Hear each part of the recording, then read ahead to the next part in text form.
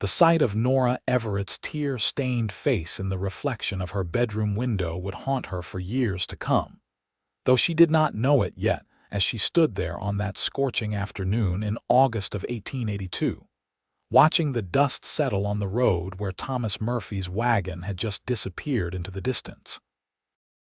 He had been the third man in as many months to walk away after learning the truth about her, and this time, the rejection cut deeper than ever before because she had actually allowed herself to hope.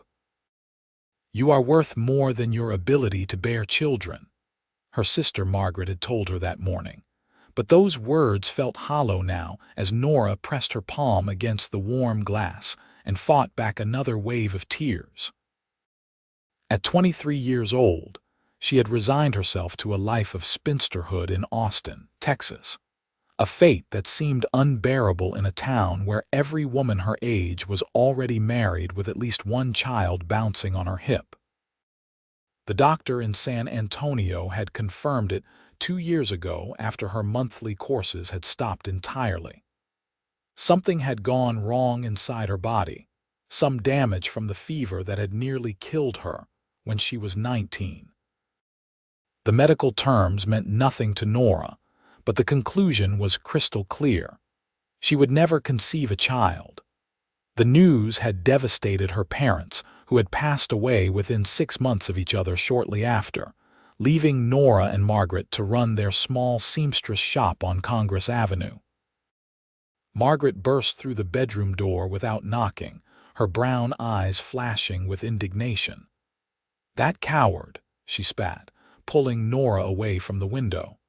"Thomas Murphy is not worth a single tear. Any man who cannot see your value beyond childbearing is a fool." "Every man wants sons, Margaret," Nora said quietly, sinking onto her narrow bed. "Every man deserves a wife who can give him a family. I am defective, broken somehow, and no amount of pretty words will change that reality." "You are not broken," Margaret insisted, sitting beside her and taking her hand. "You are my sister, and you are whole exactly as you are." But Nora knew better. In a place like Austin, where families were large and children were needed to work the land, a barren woman was seen as cursed, useless. She had overheard the whispers at church, seen the pitying glances from the married women, felt the eyes of potential suitors slide away from her once the rumors began to spread. Thomas Murphy had courted her for 6 weeks before she finally gathered the courage to tell him the truth, and his expression of horror and disappointment would be forever burned into her memory. "I am going to the mercantile," Nora announced suddenly, standing and smoothing down her blue cotton dress. "We need more thread, and I cannot sit here wallowing in self-pity all day." Margaret looked skeptical but did not argue. "Take your bonnet. The sun is merciless today." The streets of Austin bustled with afternoon activity as Nora made her way down Congress Avenue toward the mercantile. Wagons clattered past, kicking up clouds of dust that made her eyes water. A group of cowboys rode by, their spurs jingling, their faces weathered and sun-darkened. She kept her head down, unwilling to make eye contact with anyone who might have heard about Thomas Murphy's rejection. The mercantile was blessedly cool and dim after the harsh brightness outside. Mr. Patterson stood behind the counter, weighing out flour for Mrs. Chen, whose baby slept peacefully in a sling across her chest.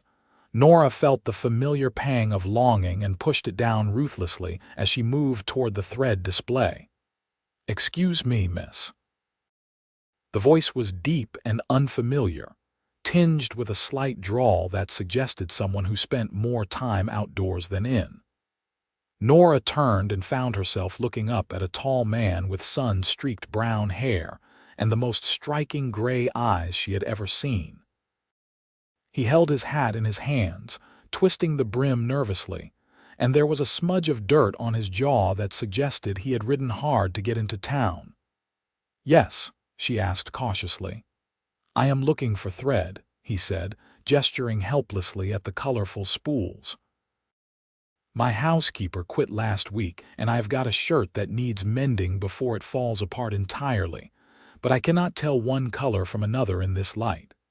Despite her misery, Nora felt a small smile tug at her lips. "What color is the shirt?" "White," he said, then paused. "Well, it was white once. Now it might be closer to gray." "White thread will work fine," Nora said, selecting a spool and handing it to him. "Do you know how to sew?" The man's ears turned slightly pink. "Not even a little bit, but I figured I would learn. How hard can it be?" "Harder than you might think," Nora said, surprising herself with the warmth in her voice. There was something disarming about this stranger, something genuine in his embarrassment that made her want to help him. "If the tear is not too large, a simple running stitch should hold it. Just make sure your stitches are small and even." "Running stitch," he repeated as if committing it to memory. "Small and even, got it." He extended his hand. "I am Quentin Cole, by the way. I've got a ranch about an hour north of here." "Nora Everett," she replied, shaking his hand. His palm was calloused and warm, his grip firm but gentle. "I run a seamstress shop with my sister on this street. If you find yourself unable to manage the repair, we could do it for a reasonable price." Quentin's face brightened. "A seamstress shop, that is perfect. To be honest, I have got about 6 shirts that need attention, and a pair of trousers with a ripped seam, and I think there is a hole in my winter coat, though I have not checked in a while." He paused, seeming to realize he was rambling. "What I mean to say is, I could use your professional services, Miss Everett, if you are willing to take on a customer who has been neglecting his wardrobe for far too long." There was something so earnest in his expression that Nora felt her spirits lift slightly despite the heaviness that had been sitting on her chest all day.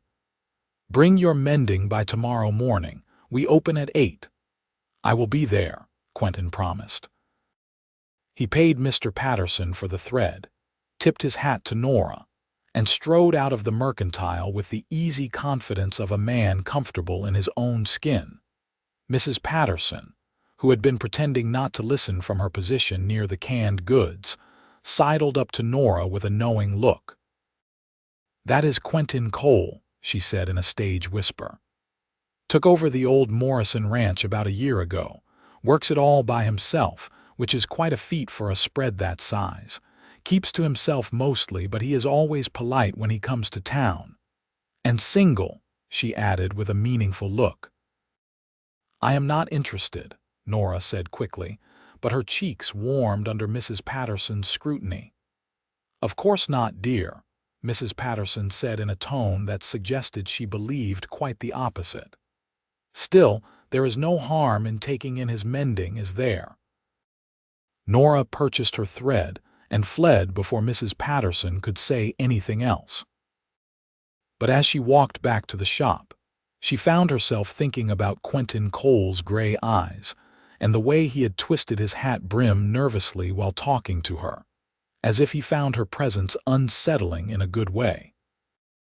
Margaret was waiting when she returned, working on a dress hem for one of their regular customers. "You look better," she observed. "The walk helped. We have a new customer coming tomorrow," Nora said, hanging up her bonnet. "A rancher who needs some mending done." "That is good. We could use the business." Margaret tied off her thread and bit it clean. "Mrs. Thompson came by while you were gone. She wants to know if we can make her daughter a wedding dress. The girl is getting married in October. Another wedding. Another reminder of what Nora would never have." But she pushed the thought aside and nodded. "Of course, we will need to get her measurements." That night, Nora lay in bed and stared at the ceiling, listening to the sounds of Austin settling down for the night. Dogs barked in the distance. Someone played a harmonica badly. A wagon rattled past on the street below. And somewhere in all that noise, Nora tried to imagine a future that did not feel quite so bleak, though she could not yet picture what that future might look like. True to his word, Quentin Cole appeared at the seamstress shop at 8 o'clock sharp the next morning, carrying a canvas bag that bulged with clothing. He ducked through the doorway, seeming too large for the small space, and set the bag on the counter with an apologetic expression. "I may have underestimated how much mending I had," he admitted. Nora opened the bag and began pulling out shirts, each one more worn than the last.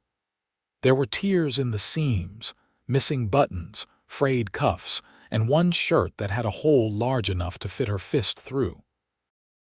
"Mr. Cole, some of these are beyond simple mending. They need significant repairs. Can you do it?" he asked hopefully. "Yes, but it will take time and cost more than a basic repair." "That is fine," Quentin said immediately. "I trust your judgment, Miss Everett. Just tell me what I owe you and I will pay it." Margaret emerged from the back room, took one look at the pile of damaged clothing and raised her eyebrows. "This is going to keep us busy for a while." "My sister Margaret," Nora said by way of introduction. Quentin removed his hat again and nodded politely. "Pleased to meet you, madam. I apologize for the state of these clothes. I have been putting off the mending for months." "I can see that," Margaret said dryly, but there was amusement in her eyes. "We will do our best to make them presentable again. When do you need them back?" "No rush," Quentin said. "I have got enough clothes to get by for a couple of weeks." They discussed pricing and timing, and Quentin paid half upfront without haggling, which immediately raised him in Nora's estimation.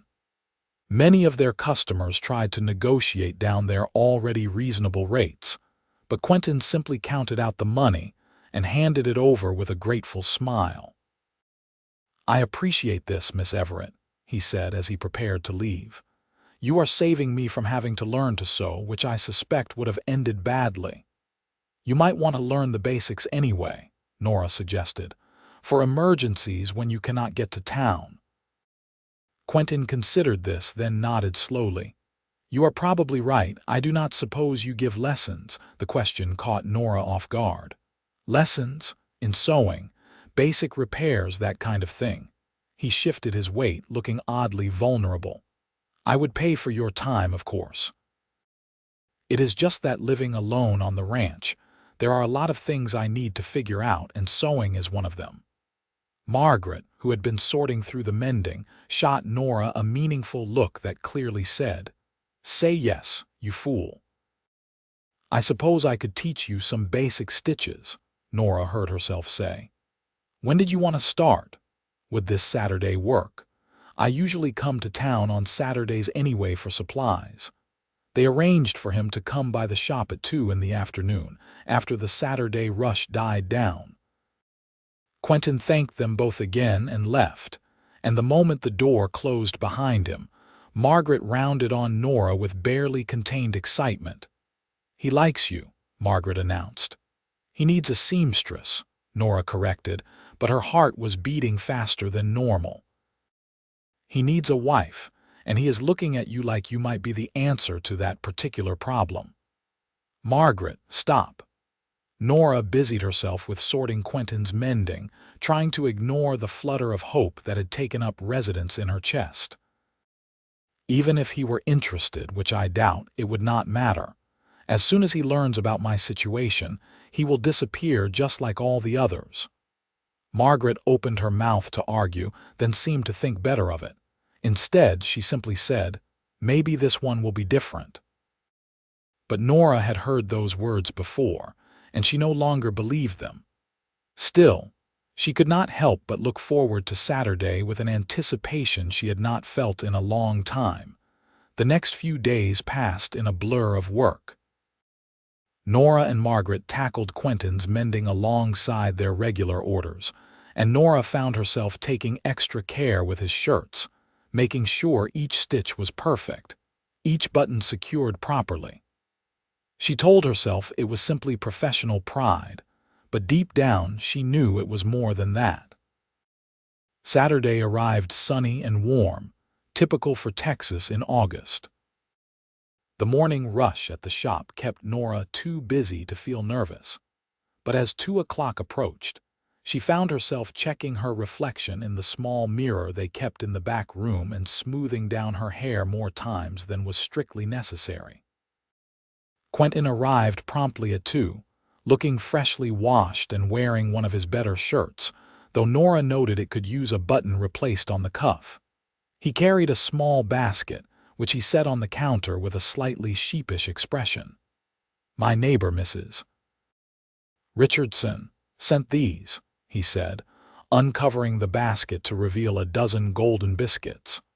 "She heard I was coming to town and insisted I bring them as a thank you for taking on my mending. She thinks I do not eat enough." Margaret, who had been about to retreat to the back room to give them privacy, immediately changed course and reached for a biscuit. "Your neighbor is a saint. These smell amazing." They shared the biscuits, and Nora had to admit they were delicious, flaky and buttery and still slightly warm. Quentin ate 3 in quick succession, which made Margaret laugh and declare that Mrs. Richardson was right about him not eating enough. Once the biscuits were gone, and Margaret had retreated to work on Mrs. Thompson's wedding dress, Nora pulled out a piece of scrap fabric, a needle, and thread. "We will start with the basic running stitch," she said, threading the needle and handing it to Quentin. "It is the foundation for most repairs." Quentin took the needle gingerly, holding it as if it might explode. His hands, Nora noticed, were large and scarred from ranch work, the kind of hands that were used to gripping reins and hammering fence posts, not delicate needlework. But he listened intently as she explained how to push the needle through the fabric, how to keep the stitches small and even, how to maintain consistent tension on the thread. His first few attempts were disastrous. The stitches were wildly uneven, the thread kept knotting, and at one point he accidentally jabbed himself in the thumb hard enough to draw blood.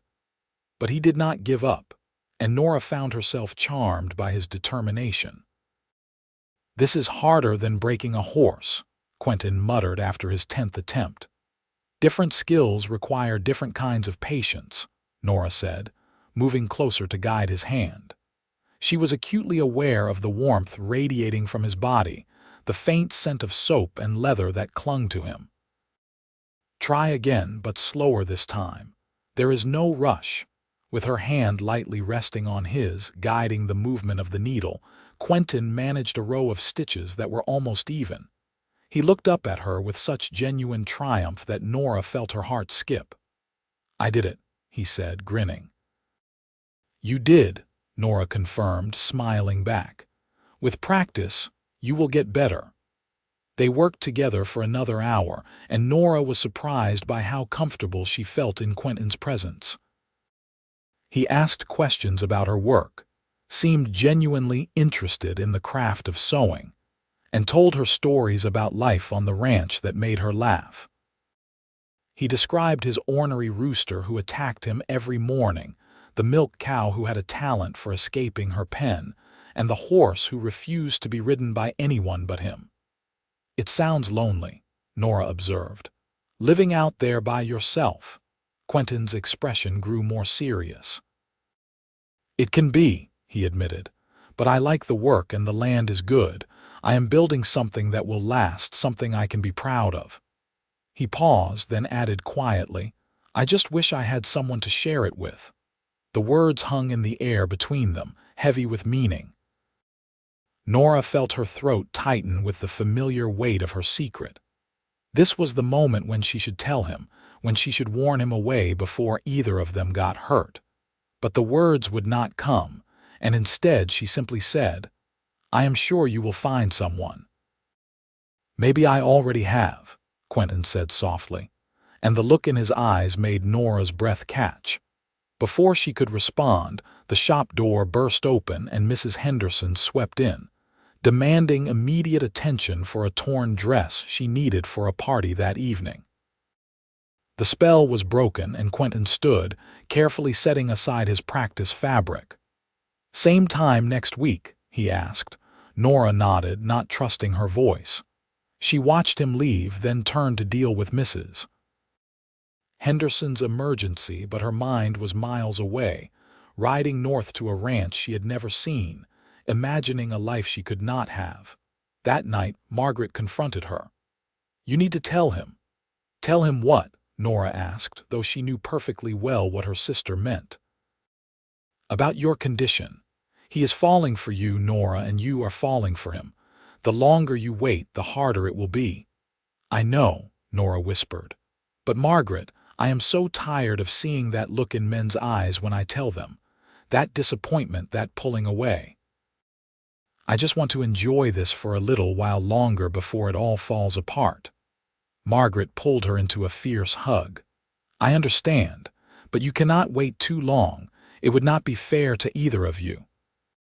The following Saturday, Quentin brought Nora a small bouquet of wildflowers he had picked on the way to town. They were simple, not the fancy hothouse flowers wealthy men gave their sweethearts, but Nora treasured them more than she would have treasured roses. She put them in a jar of water and set them on the counter where she could see them while they worked. Quentin's sewing had improved dramatically. He could now manage a reasonably straight seam and had even successfully reattached a button to one of his shirts. Nora praised his progress, and the pride on his face made her chest ache with longing. "I have been practicing every night," he confessed. "Mrs. Richardson thinks I have lost my mind, sitting there by the fire with a needle and thread, but I wanted to prove to you that I could learn." "Why does it matter what I think?" Nora asked, though she knew the answer. Quentin set down his sewing and looked at her directly. "Because I like you, Miss Everett. I like you more than I have liked anyone in a very long time, and I wanted you to know that I listen when you talk, that I value what you say." Nora's eyes stung with tears she refused to shed. "Mr. Cole, Quentin," he interrupted gently. "Please call me Quentin." "Quentin," she amended, the name feeling both strange and right on her tongue. "There is something you should know about me." This was it, the moment of truth. Her heart hammered against her ribs as she searched for the right words, the words that would shatter this fragile, beautiful thing growing between them. But before she could continue, Quentin said, "I already know." Nora froze. "You know, Mrs. Patterson at the Mercantile told me," he admitted. "Last week, when I went to buy more thread, she thought I should hear it from someone before I made a fool of myself." He took a breath. "She told me you cannot have children." The world seemed to tilt sideways.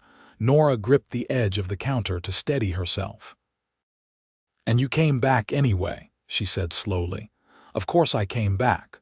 Quentin sounded genuinely confused by her reaction. "Why would that change anything?"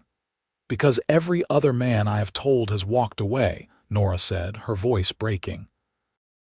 "Because in this town, in this time, a woman who cannot give a man children is considered worthless. Because I am broken, Quentin, and no amount of sewing lessons or wildflowers will change that fact." Quentin crossed the space between them in 2 long strides. He did not touch her, but he stood close enough that she could feel the warmth of him, could see the intensity in his gray eyes. "You listen to me, Nora Everett. You are not broken. You are not worthless.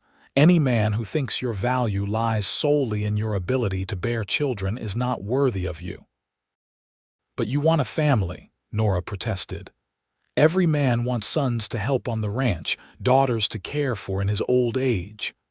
"I want a partner," Quentin said firmly. "I want someone to share my life with, someone to talk to at the end of a long day, someone who makes me laugh and challenges me and makes that big empty house feel like a home. Yes, I thought I wanted children someday, but I want you more. I want you, Nora, not just the possibility of children." The tears Nora had been fighting finally spilled over, tracking hot paths down her cheeks. "You say that now, but in a year, in 5 years, you will resent me. You will look at other men with their sons and hate me for not being able to give you the same." Quentin finally touched her then, reaching out to gently wipe away her tears with his thumb. "I will not.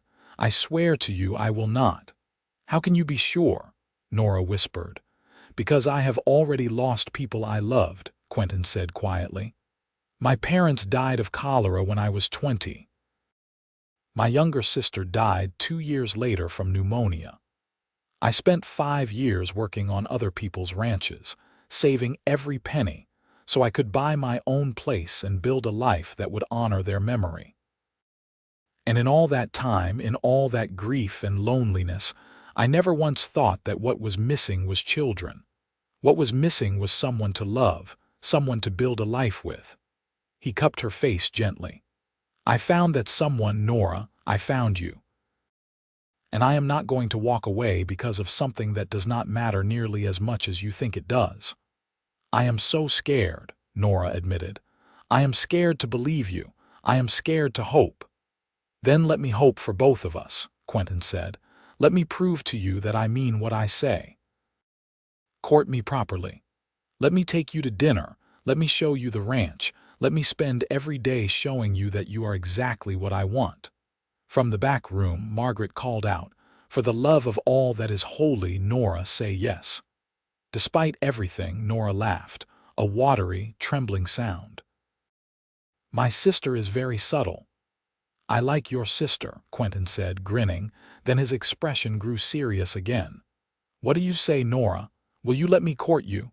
Nora looked into his eyes and saw only honesty, only warmth, only a future that might actually be possible. "Yes," she whispered. "Yes, I will." Quentin let out a breath she had not realized he had been holding. Then, with a gentleness that made her heart soar, he leaned down and kissed her forehead. "Thank you," he murmured against her skin. "Thank you for giving me a chance." Margaret emerged from the back room wearing a satisfied expression. "Finally. Now, Quentin, if you hurt my sister, I will hunt you down and make you regret it. Are we clear?" "Crystal clear, madam," Quentin said solemnly, though his eyes danced with amusement. "Good. Now both of you get out of here and go for a walk or something. It is too nice a day to spend cooped up in this shop." They did go for a walk, strolling down Congress Avenue together while Nora tried to process everything that had just happened. Quentin kept a respectful distance, but his hand occasionally brushed against hers, sending little sparks of electricity up her arm. "Tell me about your ranch," Nora said, needing to fill the silence with something other than her racing thoughts. Quentin's face lit up. "It is about 300 acres with good water and grazing land. The house needs work, but it is solid. I've got about 50 head of cattle right now, and I am hoping to double that in the next year. There is a barn, a chicken coop, a small vegetable garden that I am terrible at maintaining." He laughed. "Mrs. Richardson keeps threatening to come over and plant it properly herself." "Who is Mrs. Richardson?" Nora asked. "You have mentioned her several times. My nearest neighbor, about 3 miles east." "She is a widow, must be in her 60s, and she treats me like the son she never had. She brings me food, scolds me for working too hard, and generally keeps me from becoming a complete hermit." His expression grew fond. "She is a good woman. You will like her." The casual assumption that Nora would meet his neighbor, that she would be part of his life out there, sent a thrill through her. They walked and talked until the sun began to sink toward the horizon, painting the sky in shades of orange and pink, and Nora could not remember the last time she had felt so hopeful about the future. Over the next several weeks, Quentin courted her properly, just as he had promised. He came to town every Saturday, bringing her flowers or fresh eggs or once, memorably, a jar of honey from Mrs. Richardson's bees. They walked together, ate dinner at the small restaurant on 4th Street, and talked about everything and nothing. He told her about his dreams for the ranch, his plans to breed horses as well as cattle, his hope to one day have the finest stock in the county. She told him about her parents, about learning to sew from her mother, about the pride she took in creating something beautiful from simple fabric and thread. Margaret watched their courtship with approval, though she never missed an opportunity to tease Nora about her rancher beau. The gossip in Austin ran wild, of course. Some people were happy for Nora, relieved that she had found someone who wanted her despite her condition. Others whispered that Quentin must not know the truth, that he would leave her once he found out.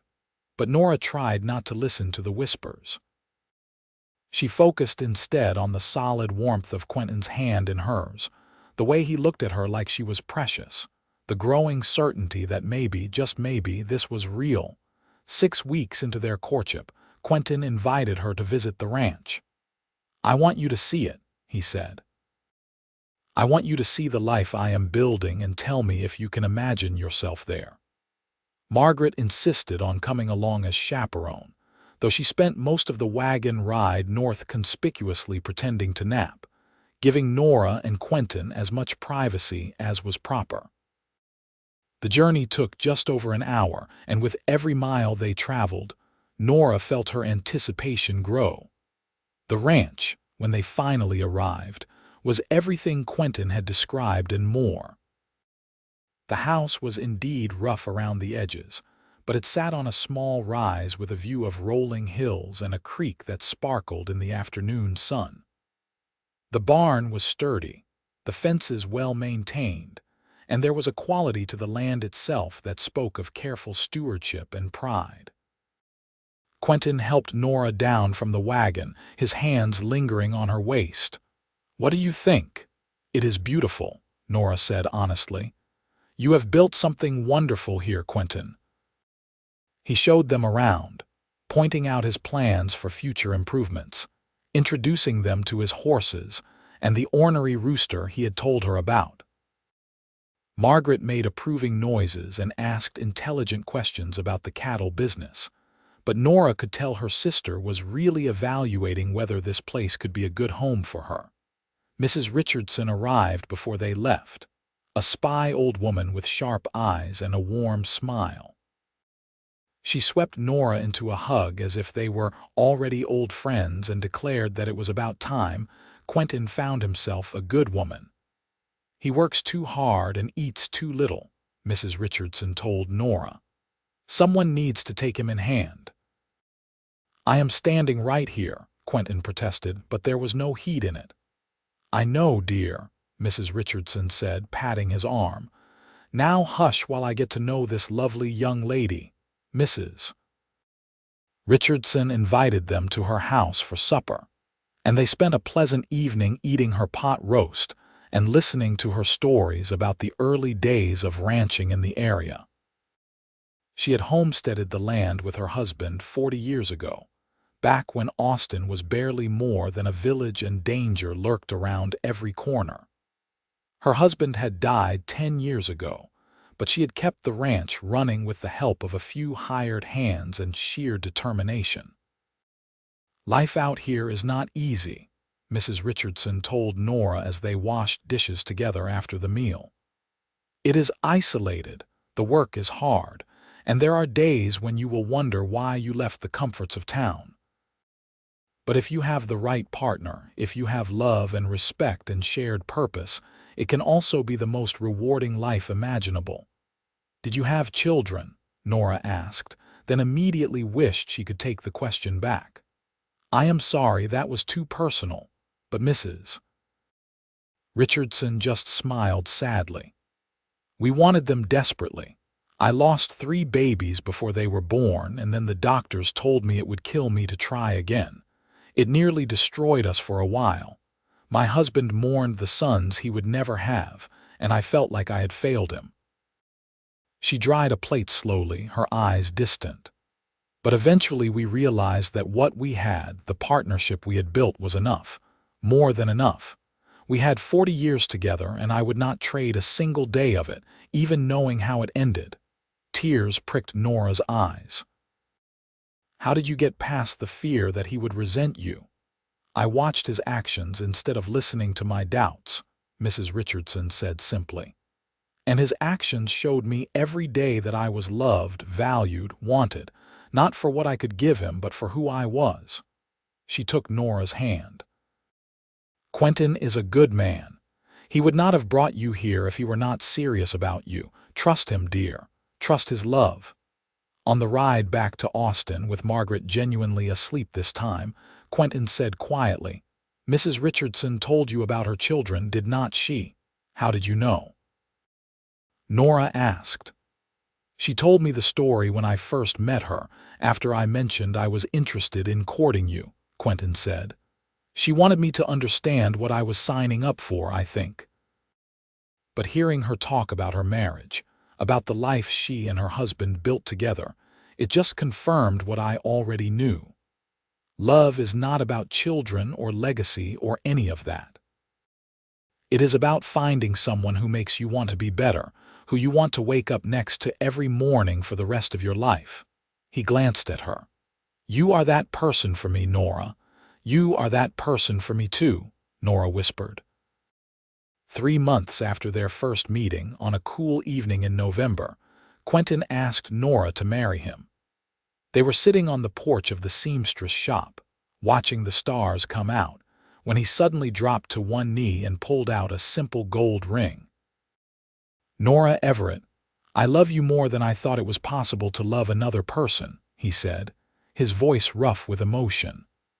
"I love your strength, your kindness, your laugh, the way you bite your lip when you are concentrating on a difficult stitch. I love how you see the best in people, how you care for your sister, how you made room in your heart for me even when you were afraid. I want to spend the rest of my life making you happy, building a home with you, growing old beside you. Will you marry me?" Nora could not speak past the lump in her throat, so she simply nodded and held out her trembling hand. Quentin slipped the ring onto her finger, then pulled her into a kiss that was sweet and tender and full of promise. Margaret shrieked with joy from inside the shop, where she had clearly been spying, and came rushing out to embrace them both. "Finally! I thought you two would never get around to it." They were married in the small church on 6th Street on a crisp December morning in 1882, with Margaret as maid of honor and Mrs. Richardson sitting in the front pew dabbing at her eyes. Nora wore a dress she and Margaret had made together, soft ivory satin with lace at the throat and wrists, and she carried a bouquet of winter flowers that Quentin had somehow managed to find. The ceremony was simple but beautiful, and when the Reverend pronounced them husband and wife, Quentin kissed her like she was the most precious thing in the world. The small gathering of guests cheered, and Nora felt happiness bubble up in her chest, bright and effervescent and almost painful in its intensity. They held a modest reception at the restaurant where they had shared their first dinner, and Nora was touched by how many people from Austin had come to celebrate with them. Even Mrs. Patterson was there, looking pleased with herself for having introduced them in the first place, though technically that had been pure coincidence. As the afternoon faded into evening, Quentin and Nora climbed into the wagon for the journey to the ranch, to the home that was now theirs together. Margaret hugged Nora fiercely and whispered, "Be happy, sister. You deserve this." "I will," Nora promised. "Thank you for believing in me, even when I could not believe in myself." The house had been transformed in Nora's absence. Quentin had clearly spent weeks preparing for her arrival, repairing the spots where the roof leaked, fixing the doors so they closed properly, even painting the bedroom a soft yellow that caught the light beautifully. There was new furniture, simple but well made, and curtains on the windows that Nora recognized as Mrs. Richardson's handiwork. "You like it?" Quentin asked anxiously as Nora walked through the rooms, taking in every detail. "I love it," Nora said, turning to face him. "I love you." "I love you too," Quentin replied, crossing to her and taking her hands. "I know the house still needs work, and ranching is not an easy life, but I promise I will do everything in my power to make you happy here." "You already make me happy," Nora said. Just by being you, just by choosing me." That night, as they lay together in their marriage bed with the stars visible through the window, Quentin held her close and said, "I have been thinking." "About what?" Nora asked sleepily, her head pillowed on his chest. "About family," he said carefully. "I know we cannot have children of our own, but there are other ways to build a family if you want one." Nora lifted her head to look at him. "What do you mean?" "There is an orphanage in San Antonio," Quentin said, "full of children who need homes, who need parents to love them. If you wanted, in a year or two when we are more settled, we could think about adopting. But only if you want to," he added quickly. "I meant what I said, Nora. You are enough for me. But if you want children in your life, there are children who need us as much as we might need them." Nora felt tears slip down her cheeks, but they were good tears this time, healing tears. "I never thought about adoption," she admitted. "I was so focused on what I could not do that I never considered there might be another way." "There is always another way," Quentin said softly, wiping her tears away. "We will figure it out together, whatever we decide, but there is no rush. Right now, I just want to enjoy being married to you." The first months of married life were an adjustment for both of them. Nora had to learn the rhythms of the ranch, the early mornings and physical labor that were so different from running a seamstress shop. She learned to milk the cow, gather eggs from the irascible chickens, tend the vegetable garden that Quentin had indeed been neglecting. She learned to cook for a man who worked hard and ate accordingly, to preserve food for the winter, to keep the house clean despite the constant battle with dust and mud. But she also found unexpected joys. The satisfaction of watching seeds she had planted grow into vegetables. The peaceful evenings spent on the porch with Quentin, watching the sunset paint the sky. The way Quentin would come in from working the cattle and kiss her hello like he had been gone for weeks instead of hours. The deep, bone-level contentment of sharing a life with someone who truly loved her. Margaret came to visit often, usually staying for a few days at a time. She had hired a girl to help in the shop, which gave her more freedom to travel. She and Mrs. Richardson became fast friends, much to everyone's amusement, and the two of them together were a force to be reckoned with. Spring arrived, painting the hills around the ranch in wildflowers, and Nora felt like she was seeing the world in color for the first time. She had spent so many years feeling like something was missing, like she was incomplete, but now she understood that she had been whole all along. She had just needed someone to help her see it. One afternoon in late April, as she and Quentin were mending a section of fence together, he said, "I have been thinking about what we discussed, about adoption." Nora paused in her work, her heart suddenly beating faster. "And I think I am ready if you are," Quentin said. "I think we have built a good life here, a stable life, and we have love to spare. There are children who need that." "I am ready too," Nora said softly. "I want to share this life with a child who needs a home." They made the trip to San Antonio the following month, riding in the wagon together under a brilliant blue sky. The orphanage was a large, somewhat grim building on the outskirts of the city, run by a stern woman named Mrs. Whitmore, who seemed skeptical of their intentions at first. "Many people come here looking for workers," Mrs. Whitmore said bluntly. "They want strong boys to help on their farms or girls to do household labor. If that is what you are after, you should leave now." "That is not what we want," Quentin said firmly.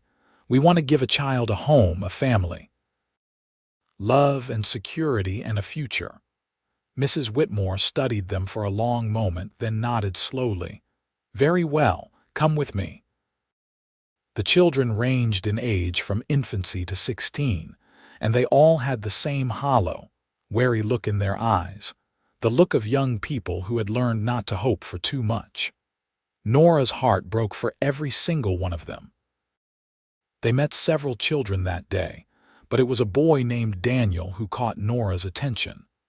He was 7 years old, small for his age, with dark hair and solemn brown eyes. He sat apart from the other children, reading a battered book that looked like it had been read 1,000 times before. "That is Daniel Warren," Mrs. Whitmore said quietly. "He has been here for 2 years. His parents died of fever and he has no other family. He is quiet, keeps to himself mostly, but he is intelligent and well-behaved." "May I talk to him?" Nora asked. Mrs. Whitmore nodded, and Nora approached the boy slowly, not wanting to startle him. "Hello, Daniel. My name is Nora. What are you reading?" Daniel held up the book so she could see the cover. It was a collection of folk tales, the pages worn and stained but still legible. "It is my favorite book," he said softly. "My mother used to read it to me before she got sick." "I like folk tales too," Nora said, sitting down beside him. "Which story is your favorite?" They talked for half an hour, and Nora was charmed by Daniel's quiet intelligence, the way his eyes lit up when he talked about stories, the careful way he treated his precious book. When Quentin joined them and started telling Daniel about the ranch, about the horses and cattle and the creek where a boy could catch fish in the summer, Daniel listened with a hunger that went beyond mere interest. "Would you like to come live with us, Daniel?" Nora asked gently. "We have a ranch north of Austin, and we would very much like for you to be part of our family." Daniel's eyes went wide. "You want me?" "We want you very much," Quentin confirmed. "If you are willing to give us a chance, we would be honored to be your parents." Daniel looked between them, clearly afraid to believe what he was hearing. "And I could bring my book. You can bring anything that is important to you," Nora assured him. "This would be your home, Daniel. You would not be a worker or a guest. You would be our son." A single tear rolled down Daniel's cheek. "I would like that," he whispered. "I would like that very much." The paperwork took several weeks to complete, but in early June they returned to San Antonio to bring Daniel home. He sat between them in the wagon, clutching his book and a small bundle of clothes that represented everything he owned in the world, and Nora kept an arm around him the entire journey, silently promising that she would never let anything hurt him again. Mrs. Richardson was waiting when they arrived at the ranch, having prepared a welcome dinner and decorated Daniel's new bedroom with wildflowers. She swept the boy into a hug and declared that he was far too skinny, and she would have to fatten him up immediately. Daniel settled into ranch life more easily than Nora had dared hope. He was cautious at first, clearly waiting for the other shoe to drop, for this new life to be ripped away from him. But as the days turned into weeks and he realized that Nora and Quentin truly wanted him, truly loved him, he began to relax and let his personality shine through. He was curious about everything, asking endless questions about the ranch, the animals, the land. Quentin taught him to ride, to rope, to care for the horses, and Daniel soaked up every lesson like a sponge. Nora taught him to read better, borrowing books from the small library in Austin, and they would spend hours together with Daniel reading aloud while she did her mending. At night, after Daniel was tucked into bed, Quentin would hold Nora close and tell her how happy he was, how right this felt. "We are a family," he would say, wonder in his voice. "A real family." "We are," Nora would agree, her heart so full she thought it might burst. The following spring, Mrs. Whitmore wrote to them about another child, a 5-year-old girl named Sarah, whose mother had died in childbirth and whose father had been killed in a mining accident. She had been at the orphanage for 6 months and was not adjusting well, prone to nightmares and fits of crying. "She needs a mother," Mrs. Whitmore wrote. "She needs a family who will be patient with her grief and help her heal." Nora and Quentin talked it over with Daniel, who was excited at the prospect of a little sister. They made the trip to San Antonio again, and this time Sarah came home with them, a tiny thing with blonde curls and blue eyes that were far too sad for such a young child. Sarah was more difficult than Daniel had been. She woke screaming from nightmares, refused to eat, clung to Nora like a burr and would not let her out of sight. But Nora had patience born of love, and slowly, gradually, Sarah began to heal. She started eating again, started playing with Daniel, started to believe that she was safe and loved. By the time Sarah had been with them for a year, she was a different child, bright and curious and full of laughter. She followed Quentin around the ranch like a shadow, and he was endlessly patient with her questions, her need to help with everything he did. The years passed in a blur of work and love and small, perfect moments. Daniel grew tall and strong, becoming Quentin's right hand on the ranch. Sarah learned to ride like she had been born in the saddle.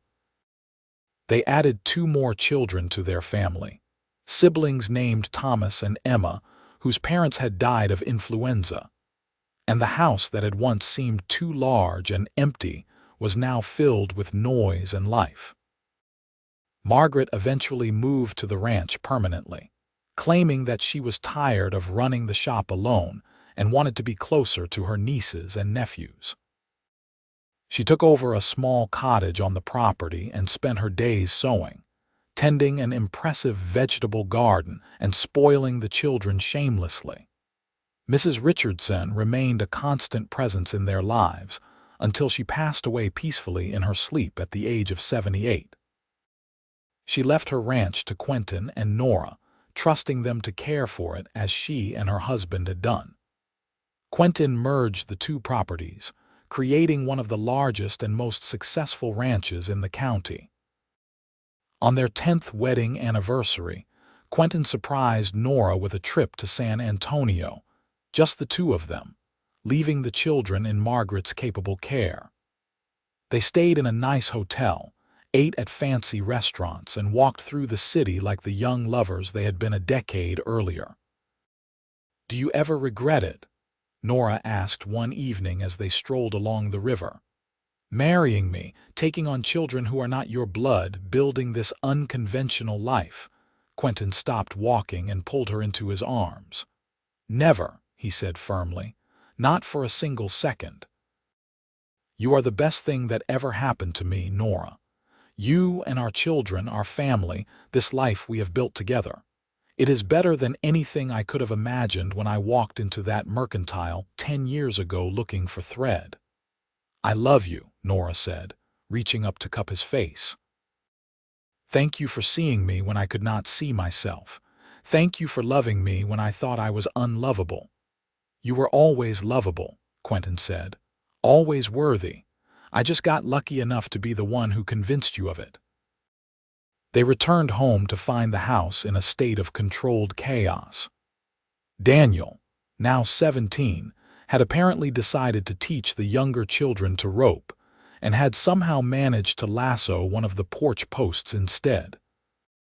Emma and Sarah were in the kitchen attempting to bake a cake and had gotten flour everywhere. Thomas was reading in a tree, oblivious to the mayhem around him, and Margaret was sitting on the porch swing, calmly knitting and pretending not to notice any of it. "Welcome home," Margaret said cheerfully. "As you can see, everything went perfectly smoothly while you were gone." Nora looked at the mess, at her children laughing and bickering and being gloriously alive, at her sister smiling in the afternoon sun, at her husband beside her taking it all in with amused affection, and felt a wave of gratitude so powerful it nearly knocked her over. This was her life. This beautiful, chaotic, imperfect, absolutely perfect life. More years passed. Daniel fell in love with a schoolteacher in Austin and married her in a ceremony that had Nora weeping with joy. Sarah decided she wanted to be a veterinarian, one of the first women in Texas to pursue such a career, and Quentin supported her dream without hesitation. Thomas took to ranching like Daniel had, while Emma discovered a talent for business and eventually took over managing the ranch's finances. Quentin's hair turned gray at the temples, then white. Nora found lines around her eyes and mouth, marks of a life spent laughing and smiling. They moved a little slower, worked a little less, but their love never dimmed. If anything, it grew stronger with each passing year, deepened by shared history and triumph over adversity. On a warm summer evening in 1907, 25 years after they first met, Nora and Quentin sat on the porch of their home, watching the sun set over the land they had built together. Their grandchildren played in the yard, Daniel's 2 boys and Sarah's daughter, their shouts and laughter drifting up to the porch on the evening breeze. "You remember when I told you I was barren, that no man would want me?" Nora asked softly. Quentin took her hand, his thumb rubbing gently over her knuckles. "I remember, and I remember telling you that I wanted you, not just children." "You were right," Nora said. "About all of it. We built a family anyway, did not we? Just not the way I expected." "We built a beautiful family," Quentin agreed. "The family we were meant to have." Margaret, now in her 70s but still sharp as a tack, emerged from the house carrying a tray with lemonade. "You two are looking far too serious," she announced. "It is a beautiful evening. You should be enjoying it, not brooding." "We are enjoying it," Nora protested. "We are being reflective." "Reflective," Margaret repeated skeptically. "You can reflect when you are dead. Right now, your grandchildren want to show you something, so drink your lemonade and pay attention." Daniel's oldest boy, Quentin Jr., had apparently decided to demonstrate his roping skills. The demonstration ended with him accidentally roping his younger brother instead of the fence post he had been aiming for, and the resulting chaos had all the adults on the porch laughing until they cried. "Some things never change," Quentin said, wiping his eyes. "Remember when Daniel did the exact same thing?" "I remember," Nora said, still laughing. "You spent 20 minutes untangling him while he apologized profusely." As the evening deepened and the children were called inside for bed, Nora leaned against her husband's shoulder and let herself feel the full weight of her contentment. She had been so certain, all those years ago, that her inability to bear children meant she would never have love, never have a family, never have a full life. But she had been wrong. So beautifully, completely wrong. Her family was loud and messy and entirely her own, blood of her heart if not her body. Her children had grown into remarkable adults who were now giving her grandchildren to spoil. Her sister lived close by, still giving unsolicited advice and meddling in everyone's business with love. Her husband still looked at her like she hung the moon, still reached for her hand first thing in the morning, still made her heart skip when he smiled. This was happiness. This was enough. This was everything. "What are you thinking about?" Quentin asked, pressing a kiss to the top of her head. "How lucky I am," Nora said simply. "How grateful I am that you walked into that mercantile looking for thread." "I am the lucky one," Quentin countered. "I found exactly what I was looking for that day, even though I did not know it at the time." "And what was that?" "Home," Quentin said softly. "You were home, Nora. You always have been." Inside the house, someone started playing the piano, probably Emma, who had inherited her grandmother's love of music. The grandchildren were singing, their young voices rising in a folk song that had been passed down through generations. Margaret joined in, her voice cracked with age but still strong. "Come on," Nora said, standing and pulling Quentin to his feet. "Let us go sing with our family." They walked inside hand in hand, into the warmth and light and love that filled every corner of the home they had built together. And as Nora added her voice to the song, surrounded by the people she loved most in the world, she sent up a silent prayer of thanksgiving for the rancher who had wanted her for exactly who she was, the man who had taught her that she was enough. The years continued their steady march, but Nora and Quentin faced them together. secure in the love they had fought for and the family they had created. They grew old surrounded by children and grandchildren, by the land they had worked, by a community that respected them, by a love that never wavered. And when people asked Nora about her life, about the journey that had brought her from a heartbroken seamstress to a contented matriarch, she would smile and say, "I learned that the family you choose is just as real as the family you are born with. I learned that love comes in many forms. And I learned that sometimes the thing you think will break you is actually the thing that makes you whole." Quentin would always add, "And I learned that the right person is worth fighting for, worth choosing every day, worth building a life with, no matter what challenges you might face." Their story became something of a legend in Austin. The barren woman and the rancher who loved her anyway, who built a family from children who needed them, who proved that love was about so much more than blood. Young couples would come to them for advice, and Nora and Quentin would share their wisdom freely, always with the same message.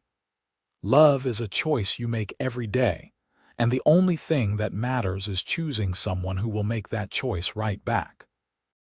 On a cool autumn morning in 1912, 30 years after their wedding, Nora woke before dawn and watched the sunrise through the bedroom window. Quentin was still asleep beside her, his breathing deep and even, his hand resting on her hip, even in sleep. She studied his face, lined now with age and work, but still the face of the man who had changed her life by simply wanting her as she was. She thought about the girl she had been, so convinced that she had nothing to offer, that she was broken and unwanted.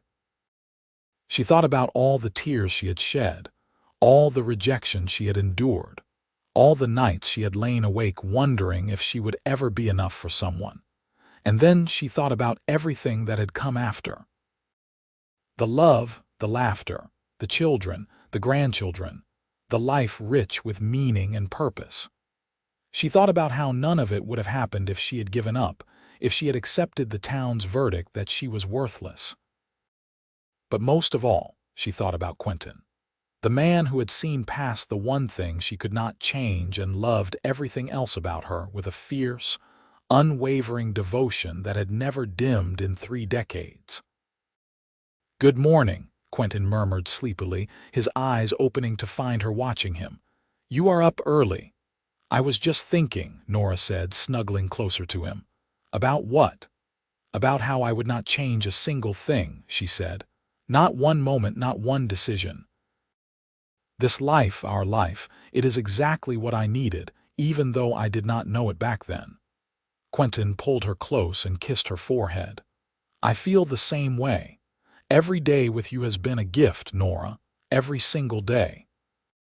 They lay there together as the sun rose fully, painting the room in golden light, and Nora felt a peace so profound that it brought tears to her eyes. This was what she had been searching for all those years ago without knowing it. Not perfection, not a life without struggle, but a partnership built on mutual respect and love that transcended any obstacle. The door burst open suddenly, admitting a flood of grandchildren who had come to visit for the weekend. They piled onto the bed, demanding breakfast and stories and attention, and Nora and Quentin laughed and gave them everything they asked for. This was their legacy. Not bloodlines or family names, but love multiplied, passed down through generations, creating ripples that would extend far beyond their own lives. As Nora got up to start breakfast, with children chattering around her and her husband's hand briefly touching the small of her back as he passed, she thought once more about that devastated girl standing at her bedroom window, watching Thomas Murphy drive away. She wished she could go back and tell that girl that everything would be all right, better than all right.